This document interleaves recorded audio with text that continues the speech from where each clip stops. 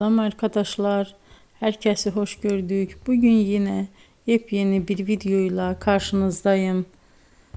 Hayranlıkla izlediğimiz Birce Akalay ve İbrahim Çelikkol'dan çok güzel kareler hazırladık.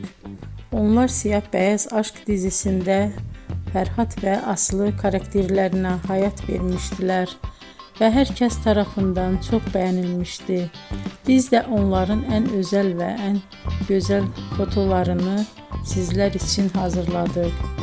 Bu muhteşem videoların devam etmesini istiyorsanız bol bol yorum yazıp ve bildirimi her zaman açık bırakın ki videoların ilk önce siz görün. Herkese teşekkür ederim. Bizden bu kadar.